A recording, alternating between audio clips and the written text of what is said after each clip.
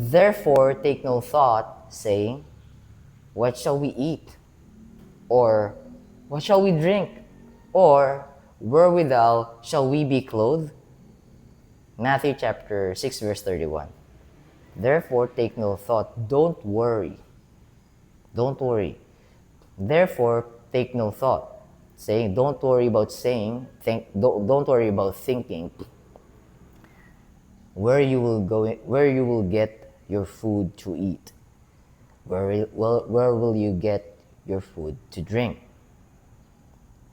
If I'm going to serve God fully, I have to eat, I have to drink. But God is saying, therefore take no thought. Don't worry about that. Don't worry about those things. And there's a last line there. Wherewithal shall we be clothed? Where are we going to get the money to clothe ourselves? I've shared earlier Matthew chapter 6 verse 33. But seek ye first the kingdom of God. Yeah. Everything will be coming from God. Whatever we need, He will provide. We have to get to know Him first so we could understand that it will be coming from Him, not coming from us. Yes, we are going to work the work that He wants us to do. But the things that we need to do the work for His glory will be coming from Him. So you don't have to worry because I got your back. I created the universe. I created the earth. I've given you life. So you don't trust me? Alright, you need to switch your mindset. You need to change your mindset. Romans chapter 12 verse 2. Do not be conformed to this world, but be ye transformed by the renewing of your mind. So change your mind. Lord, I cannot comprehend, but I also cannot comprehend how you created the universe. So if you are able to create the universe, so be it. You'll provide the things that I need. Alright? So again, Matthew chapter 6, verse 31. Why am I sharing that to you? Because I keep on reminding myself that the decision that I took, I'm listening to God. I'm becoming Mary. Not Martha. What Martha's doing is good, is okay, delightful to the eyes of God. But what Mary is doing, it's honoring God and just worshiping God and praising God.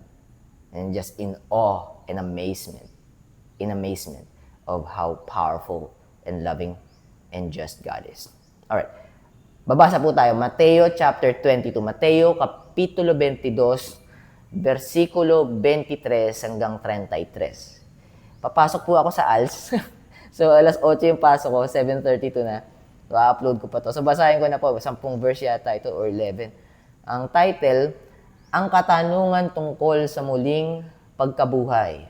Parallel verses, Mark chapter 12 verse 18 to 27, Luke chapter 20 verse 27 to 40. So basahin ko na po para matapos ko na mabilis. 23, sa araw ding iyon, lumapit. By the way, chinek ko kanina, it covers, the title covers verses 23 to 33. So, tuloy-tuloy lang po tayo. Isang part lang siya based dun sa title. Sa araw ding yon, verse 23, sa araw ding yon, lumapit at nagtanong kay Jesus ang ilang mga Sadducees. Sila ang mga taong hindi naniniwala sa muling pagkabuhay. So, ang pinaniniwala Sadducees, the Torah, which is the first 5 book of Moses. First 5 book that was written by Moses. Genesis, Exodus, Leviticus, Numbers, Deuteronomy. Okay, verse 24. Sinabi nila, Guro, teacher, rabbi, sinabi ni Moises na kapag ang isang lalaki ay namatay na walang anak sa asawa niya, dapat pakasalan ng kanyang kapatid ang naiwan niyang asawa upang magkaanak sila para sa kanya. Para yung will or para yung ano ba yun, yung ari-arian, yung pamana. Yung pamana makuha nung tsaka yung pangalan ng lalaking kapatid. So mahalaga sa kanila yung pangalan. Para yung inheritance, hindi mawawala sa pamilya. Mga anak, asawa upang magkaanak sila para sa kanya, para doon sa namatay na kapatid. So, papakasalan nung kapatid na naiwan, natira yung asawa. Kung wala pang asawa yung kapatid. So, continuation 25. Noon ay, tama ba? Para sa kanya. Noon ay may 7 magkakapatid na lalaki rito sa amin. Nag-asawa ang panganay at namatay ng walang anak. So, yung panganay yung tinutukoy ng una, namatay siya, walang anak, naiwan yung babae. Kaya ang byuda ay napangasawa ng ikalawang kapatid. Yan. So, summary nito hanggang sa 7th. Namatay hanggang 7 namatay, natira yung babae.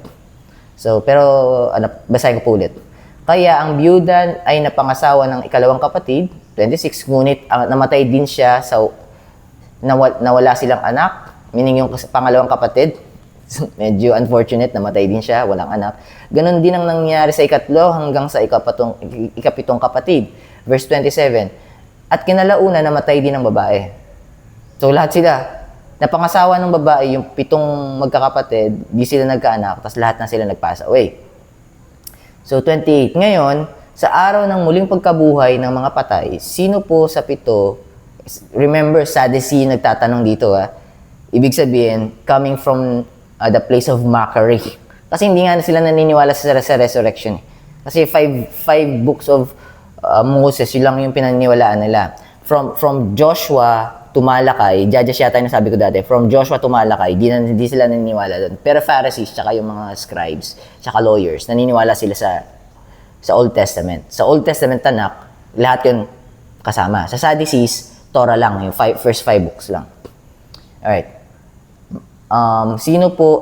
Ngayon, sa araw ng muling pagkabuhay ng mga patay, sino po sa 7 ang magiging asawa ng babaeng iyon dahil naging asawa niya silang lahat? Hinuhuli niya sa salita. O kaya mo ba sagutin niya? Napakabigat na tanong niyan. Palagay ko, di mo naman sasagot niya. Parang yung mindset ng Sadducees dito. Tinatry nilang i-catch. Even the Pharisees, they are trying to catch our Lord Jesus Christ through His mouth. Through the words coming out from His mouth. 29. Sumagot si Jesus, maling-mali kayo dahil hindi nyo nauunawaan ang kasulatan. You haven't read or you haven't understood what you've read.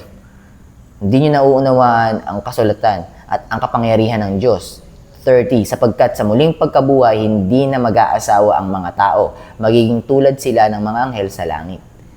We're brothers and sisters. We were not going to marry because we are married.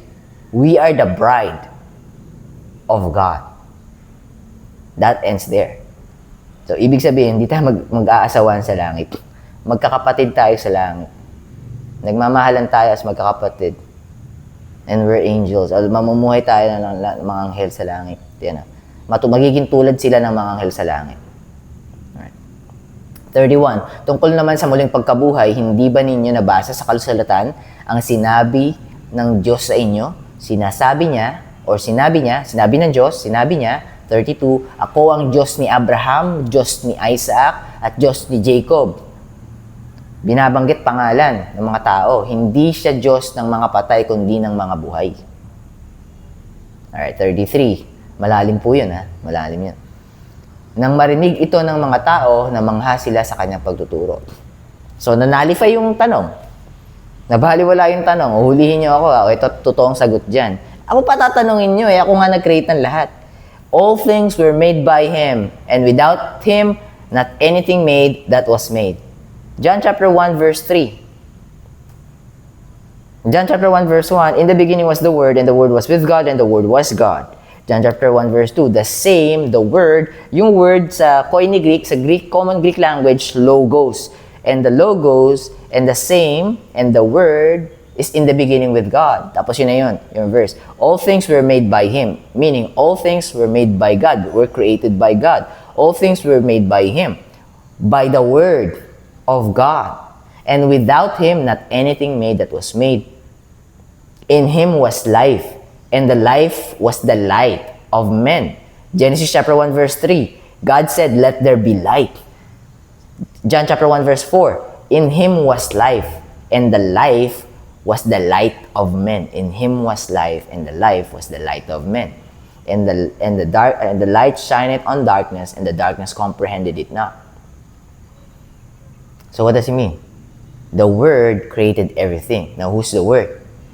John chapter 1 verse 14. And the Word, the Logos, was made flesh and dwelt among us, and we beheld his glory, the glory as of the only begotten of the Father, the only Son of the Father, full of grace and truth. Truth, speaking of truth, I am the way, the truth, and the life. No man cometh through the Father but by me. Does it make sense now? Is it in line with each other? Is it interconnected? For ye are saved by grace through faith.